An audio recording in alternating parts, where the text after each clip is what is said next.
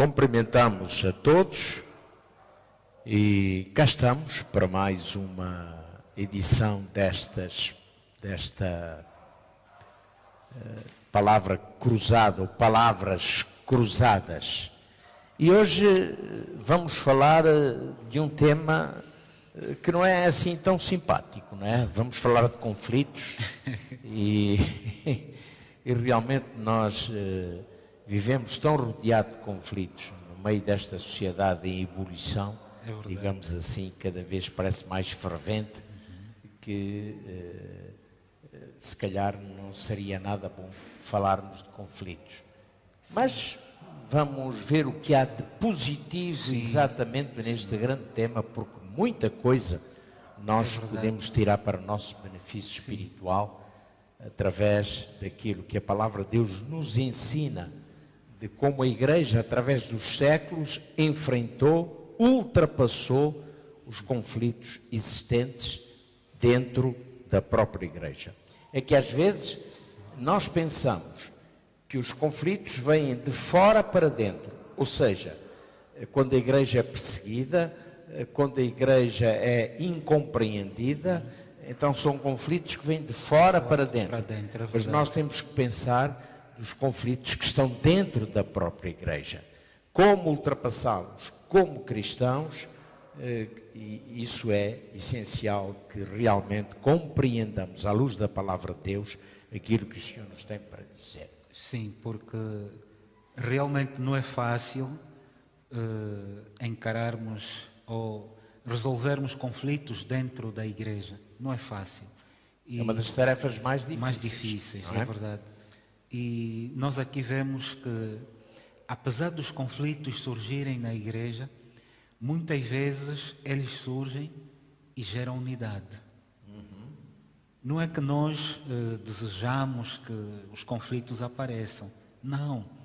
Mas como somos pessoas, seres humanos, cada um com um pensamento diferente, muitas vezes na divergência de opiniões é onde saem os conflitos, onde surgem. É verdade. E a unidade, muitas vezes, ela surge, como disse, das diferenças que existem entre as pessoas. Porque pessoas são pessoas. Pessoas, é verdade. Não é? E não há ninguém igual, nós dizemos isto, não é? E as opiniões das pessoas são diferentes, a visão que as pessoas têm disto ou daquilo também pode ser diferente, e isso é que por vezes enriquece, digamos, toda a vida da Igreja e enfim, enriquece muitas vezes o nosso próprio aprendizado daquilo que Deus realmente nos quer mostrar, não é? Porque eu fiquei também a pensar que os problemas em concreto que surgiram na Igreja primitiva talvez fosse algo que Deus quisesse ensinar ao povo, no sentido de que eles estavam tão divididos naquilo que eram as crenças fundamentais, se assim podemos dizer, que o Espírito Santo deve ter precipitado este conflito no sentido de unir a Igreja. Ou seja, enquanto uns apregoavam que havia necessidade de se cumprir certos requisitos para que os gentios se tornassem cristãos, não é? Tinham que passar pelo ritual da circuncisão, depois de terem se tornado judeu por via deste ritual, aí sim teriam condições de serem aceitos no cristianismo. Muito bem. Existe esta palavra que nós iremos falar, se calhar, algumas vezes durante este tempo que aqui vamos estar, e a palavra é preconceitos. Não é? Porque os preconceitos existiram no tempo da Igreja embrionária, no tempo da Igreja primitiva. Começaram a existir preconceitos. Preconceitos, muitas vezes, até étnicos. Étnicos, sim, é verdade. Porque a Igreja em Jerusalém, por exemplo, era uma igreja, vamos dizer, cosmopolita. Sim. Porque havia pessoas de diferentes nacionalidades. Mas a verdade é que nas primeiras décadas da igreja primitiva, da igreja cristã, o domínio, digamos assim, o maior número de crentes eram judeus. Judeus Sim. que se tinham convertido ao cristianismo. cristianismo. Não é? E então começou ali a haver alguma tensão num episódio que se passa e que vai resultar exatamente numa grande bênção para a igreja. Para a igreja, é verdade. Que foi quando os gregos se começaram a queixar aos líderes da igreja de que os judeus tinham mais benefícios, ou seja, eles achavam que as viúvas judias elas eram mais bem tratadas Sim. do que as viúvas gregas, não é? E os apóstolos eles tinham uma visão de missão. O objetivo deles era realmente ir pregar o Evangelho, estabelecer igrejas, chamar pessoas para Cristo, Sim. etc. Batizar. Esse era o grande objetivo, a visão que realmente estes apóstolos tinham. E então, por vezes, estes pormenores que originavam conflitos escapavam à sua atenção. Sim. E aí surgiu a grande ideia. É verdade. A grande ideia de se constituírem os chamados diáconos. Os diáconos, sim. Porque se assim não fosse, o programa ou a missão que era evangelizar estaria comprometida. Ou seja, os apóstolos não teriam condições de servirem as mesas, que era a questão, e pregarem o Evangelho ao mesmo tempo. Porque foi por essa razão que eles decidiram que seria entre os próprios gentios, não é, que se deveria encontrar a solução. A solução. E foi aí que foi encontrada a solução. A ver? E repare mais uma coisa que é muito interessante e que me faz realmente sentir o maior respeito e a maior admiração pelos diáconos, é que os diáconos foram chamados de alguma forma para pôr ordem nas coisas. E hoje os diáconos, vamos falar no contexto da igreja de hoje, Sim. Hoje os diáconos têm essa missão. E por vezes eles são incompreendidos. Porque nem todas as pessoas estão dispostas, por vezes, a acatar, e eu estou a falar de crentes, de cristãos na igreja, a acatar as diretrizes, as orientações sim. que os diáconos podem dar. E isso é para o benefício da igreja. Eu vou citar exemplos, posso estar a fugir um pouco do tema, mas eu penso que não é fugir muito. Eu posso dar um exemplo. Por exemplo, quando o diácono pede que haja ordem na saída da igreja, muitas vezes o pedido do diácono ficou no ar e não foi atendido. Porque realmente há pessoas que olham para o diácono e que pensam que ele não tem autoridade nenhuma. Mas reparem, naquele tempo, os diáconos receberam autoridade. Sim. Porque sobre eles lhes foi imposta as mãos, foi feita a ordenação, e esse é o sinal de autoridade. Portanto, quando alguém recebe essa ordenação, a imposição das mãos, ele está a receber autoridade. E muitas vezes essa autoridade é desrespeitada. Lamentavelmente, é assim que acontece. Felizmente, que nem em todas as igrejas se vê isso. Também temos que pensar no aspecto positivo, também temos que pensar naqueles que realmente acatam e compreendem o papel do diácono, não é? Sim. Outro aspecto interessante que eu vejo aqui é que aqueles diáconos, os 7 diáconos que foram escolhidos sim. eram gregos. Sim. A solução tinha que sair no meio deles, porque senão o problema continuaria. Exatamente. E depois há aqui um aspecto também fundamental, só para dar seguimento ao pensamento do pastor, é que a discriminação, cria separações e destrói a unidade. E o inimigo já vinha trabalhando para inutilizar a missão de Jesus na terra. E se este conflito ou essa suspeição que foi levantada com o servir das mesas não fosse previamente solucionado, comprometeria grandemente o plano missionário que a igreja tinha. É interessante que aqui os apóstolos foram muito sábios. É verdade. Eles ouviram com paciência as queixas que chegaram dos gregos. Eles tomaram uma posição neutral ou neutra. Sim. Não é? Não se colocaram nem de um lado nem do outro. Eles apenas colocaram-se ali como temos que resolver o problema. O problema, sim.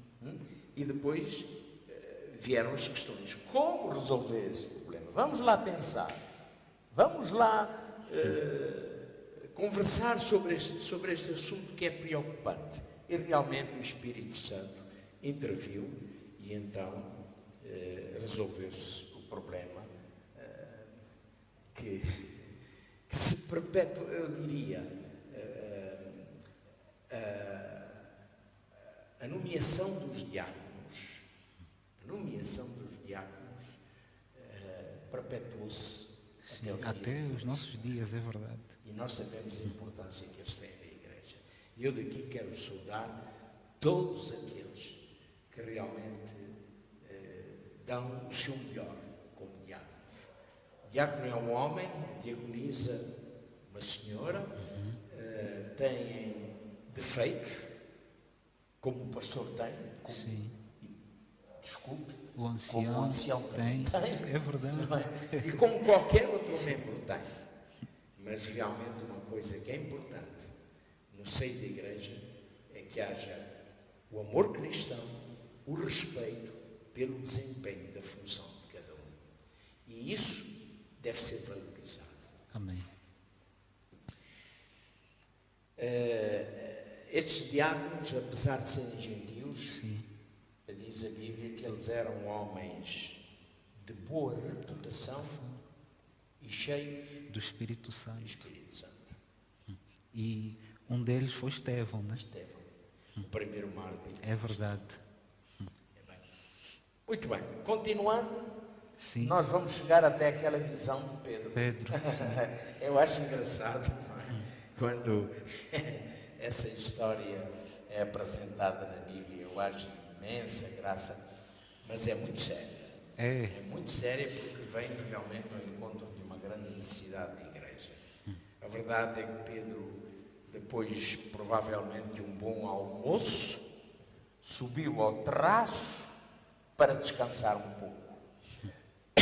Devia estar um dia bonito, de sol, e rapidamente Pedro adormeceu. Depois teve um sono. Lembra-se qual foi o sono? Sim, é que apareceu em visão a Pedro um lençol com vários animais e dentre eles alguns animais imundos. E Pedro, como um bom judeu, achou que aquela visão e a voz que lhe dizia mata e come não era para ser cumprida. Pois Pedro não queria comer. Não. Tanto é que ele disse, de maneira nenhuma, Senhor. Exatamente. Alguma vez eu comi coisa imunda? Nunca, não é? É interessante que hoje, no mundo cristão, muitos usam esta ilustração sim. para dizerem, não, nós hoje podemos comer tudo, não é? Podemos comer rato, barata e não sei o que mais. Mas a visão não tinha nada a ver com isso. Não era uma questão acerca da alimentação, da saúde. Exato. Não era essa a questão. A questão era outra. Sim. A questão era outra e muito mais abrangente. Sim, porque eu muitas vezes penso num Deus extraordinário. Porque se Deus tivesse falado a Pedro de outra forma, talvez ele não teria compreendido plenamente aquilo que Deus lhe estava a transmitir. Porque eu começo a pensar que Pedro, de fato, tinha este problema.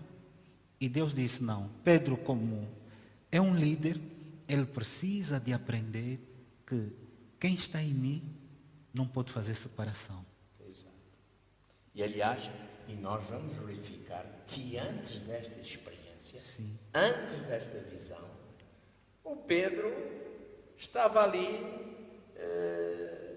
numa posição em que não pendia para um lado nem para o outro, não é? E chegou a haver alguns conflitos até com o Paulo. É verdade. Acerca desta questão. Sim. Quando Porque tivesse Paulo dizia que era o pregador aos gentios. aos gentios, sim. E Pedro, quando tivesse com os judeus era judeu, quando tivesse com gentios era gentio, mas quando os judeus aparecessem ele queria E sabe afastar-se. que Pedro andou ali uns tempos a pensar na visão. Mas o que é que Deus me quer dizer com isto? O que é que ele me quer dizer? Quer dizer que Pedro sentiu que Deus lhe queria dizer alguma coisa. Aquilo não era apenas um sonho qualquer. Sim, Não é? É verdade. Que uma pessoa tem, como eu já tive e como certamente o Durão também já teve. com Não certeza. é? É. Mas Pedro andou ali uns dias até que um dia alguém vai ter com ele. Sim, foi um servo de Cornélio, Cornélio. foi enviado e por essa altura o Espírito Santo já tinha trabalhado tanto no coração de Pedro que ele já estava mais receptivo. E ele sentiu que de alguma maneira aquele servo era o sinal que ele esperava para poder avançar.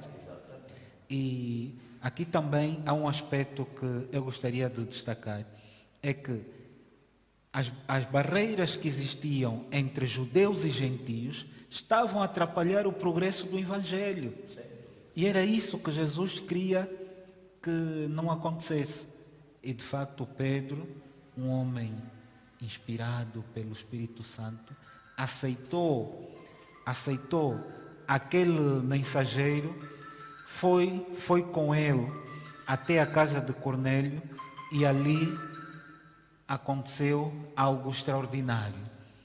Aconteceu algo tão incrível que muitas vezes eu fico a pensar que nós, como filhos de Deus, muitas vezes temos perdido grandes bênçãos porque não aceitamos cooperar ou colaborar com o Santo Espírito de Deus. É verdade. Eu peço desculpa pelo sinal de interrupção que houve. Exato. Mas às vezes estamos tão distraídos. Mas não nos vamos distrair do nosso tema, que é realmente um tema empolgante. E aquilo que estava a dizer realmente é muito importante. É muito importante. Realmente ali chega até Pedro um gentio, um servo de um outro gentio, não é? E era um centurião, Sim, um homem que tinha uma certa posição é verdade. dentro daquilo que era a Constituição do Estado Romano, do Império Romano, sim. não é? E aí é que Pedro cai em si. Não é? E ele depois consegue realmente compreender quem é. Aqui a nossa lição não nos fala muito acerca de Cornélio, não é? Mas Cornélio era um homem de uma integridade extraordinária. Piedoso, generoso. É verdade. Repare, ele sentiu muita compaixão pelo seu servo. O que era um servo? O servo naquele tempo não valia nada. No entanto, para Cornélio não era assim. Era alguém que ele estimava, era alguém que ele queria, que sabia que devia ajudar aquele seu servo. E, na realidade, o que vai acontecer é que Pedro tem essa demonstração daquilo que é o verdadeiro cristianismo.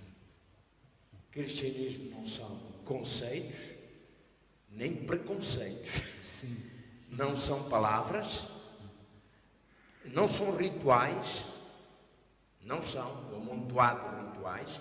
Cristianismo é vida. É vida. E é vida semelhante à vida de Jesus. E isso é possível quando nós aprendemos a conhecer Jesus. E é isso que nós precisamos. Não é? Depois, houve uma outra questão que, de facto, convenceu Pedro, é o derramamento do Espírito Santo.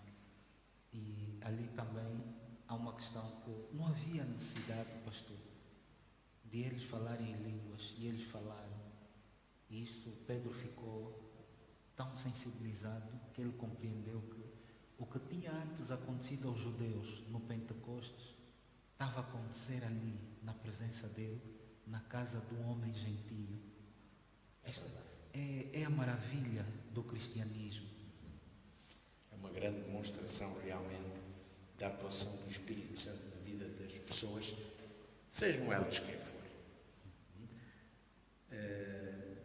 Eu costumo dizer que um dia, quando Jesus voltar, Ele não nos vai perguntar não vai perguntar de certeza absoluta qual é a minha nacionalidade. Ele não vai estar preocupado com a cor da minha pele. Ele não vai estar preocupado com muitas outras coisas. Ele apenas vai estar preocupado com o meu coração. O que é que eu tenho no meu coração? O que é que eu abrigo no meu coração? Isso é viver. Isso é viver. E realmente o Espírito Santo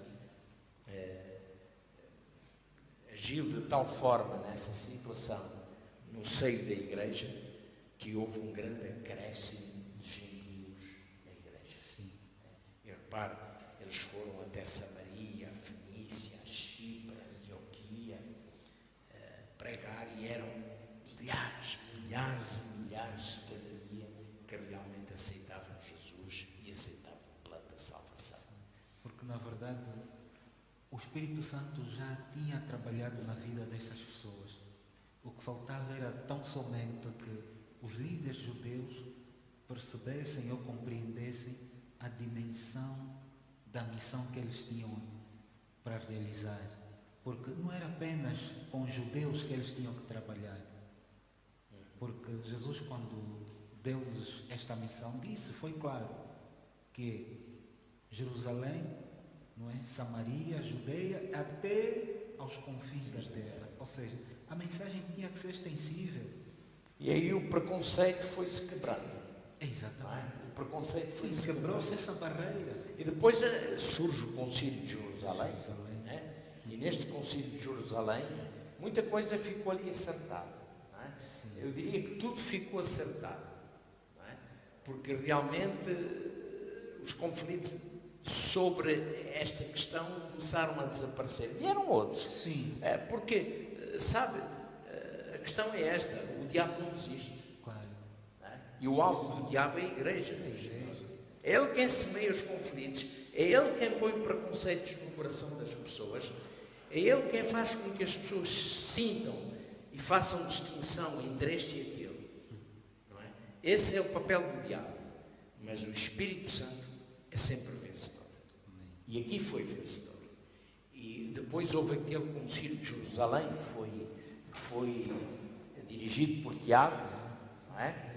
E Tiago teve ali um papel preponderante. Nós vemos em Tiago a sua sabedoria, a sua paciência, né? A sua tranquilidade para tentar realmente. E ele dá a oportunidade a todas as pessoas de se manifestarem, de falarem, de se expressarem.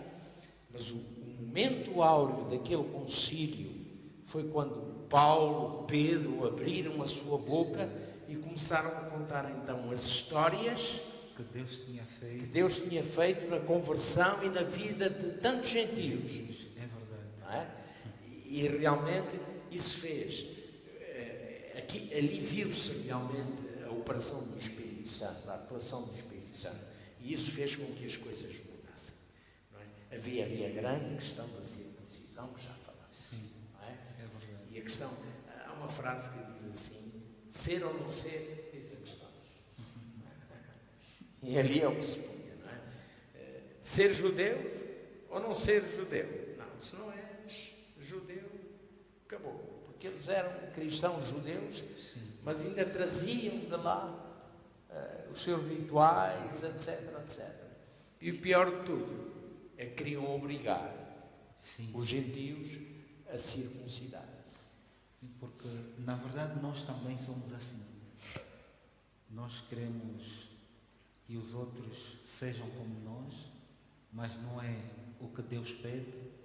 E aqui falando na questão de Tiago, Tiago foi tão sábio que depois de ouvir vários intervenientes, ele vai então fechar o concílio com palavras tão sábias, indo buscar a história do povo de Deus, desde os primórdios até os nossos dias. Um grande exemplo do passado. Um grande exemplo, é verdade. E Tiago diz assim, ouçam bem, o mais importante não é o que as pessoas são, mas sim aquilo que elas devem ser aos pés da cruz. Amém. Ou seja, se ele foi ladrão, então conhecendo Cristo, ele deixará de ser ladrão, vai se tornar uma pessoa honesta. Se ele andou uma vida a enganar os outros, ele vai deixar de enganar, vai ser uma pessoa confiável. E é isso que nós precisamos. Nós precisamos dar esperança às pessoas. As pessoas precisam de sentir na igreja uma nova oportunidade. E é isso muitas vezes que nos falta. Darmos uma nova oportunidade às pessoas de se sentirem aceitas e integradas no cristianismo. Porque, pastor, a missão da igreja é salvar do pecado e guiar no serviço. É só isso que nós precisamos. Mas precisamos fazer isso com amor, para que as pessoas não se sintam feridas, para que as pessoas não encarem isto de uma forma tão leviana, que não aceitem aquilo que são as obrigações do cristianismo. Por isso é que Tiago disse bem, abstenham-se dos ídolos, não é? Das carnes imundas e da prostituição. Ou seja, a vossa vida passada tem que ficar para trás. Em Cristo vocês são uma nova criatura. Isso é importantíssimo. E eu penso muitas vezes que no final daquele concílio a harmonia restabeleceu-se. As opiniões eram respeitadas, mas eles tinham todos o mesmo coração. Não é? E nós sabemos que no passado a relação entre judeus e gentios não era boa. Os judeus tinham muitas tradições muito estritas, relativamente a associarem-se com os próprios gentios. Mas a partir dali eu penso assim, então eu sou judeu, agora sou cristão, mas eu olho para aquele irmão que é gentio, mas que agora é cristão. Amém. E eu vou dizer, ele é meu irmão. Amém. Quando eu entro na igreja e olho para todos aqueles que aqui estão, eu tenho que dizer, este é meu irmão. E o importante para vivermos o nosso cristianismo de uma forma saudável e em paz é não fazermos exceção a pessoas, nem julgarmos precipitadamente.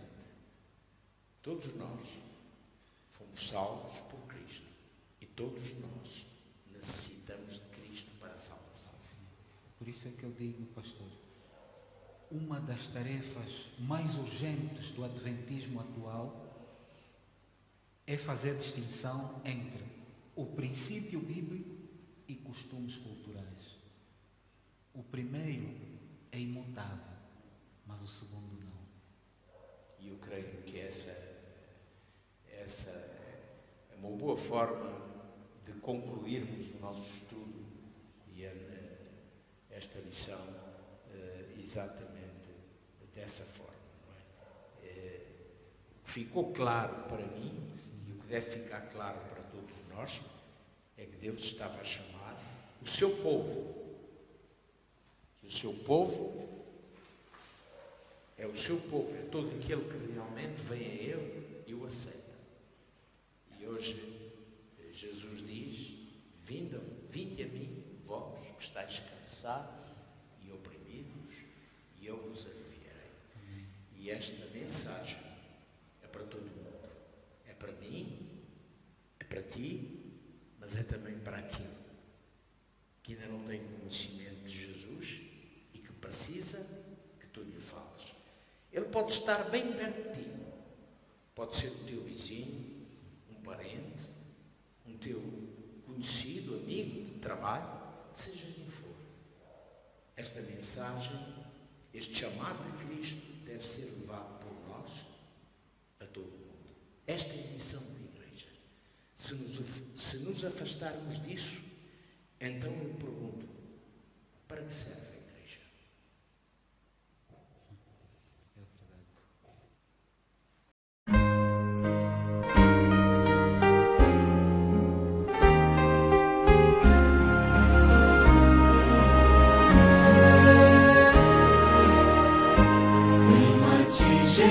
Jesus, quero renovar meu ser, sei que a graça vem só de ti, Senhor.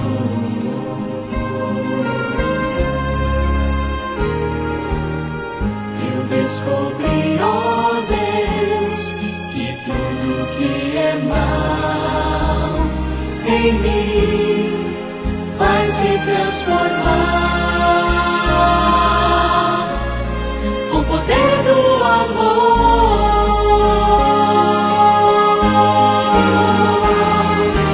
Meu Jesus, teu amor me envolve.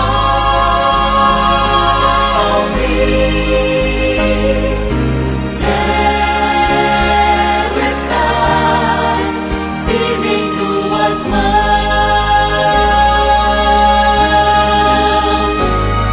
Eu vou voar bem alto como a águia, nadando na amplidão do Espírito de Deus, com o poder do amor.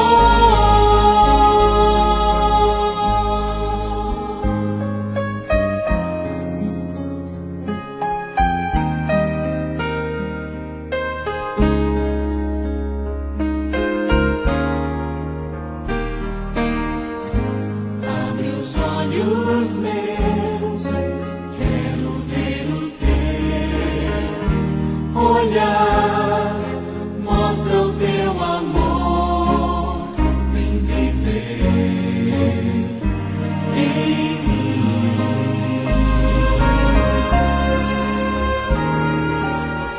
Renova o meu pensar, ensina-me o teu querer cada dia mais, com o poder do amor.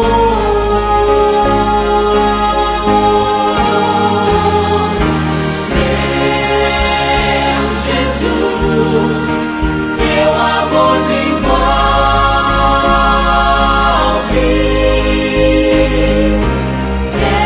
Quero estar firme em tuas mãos.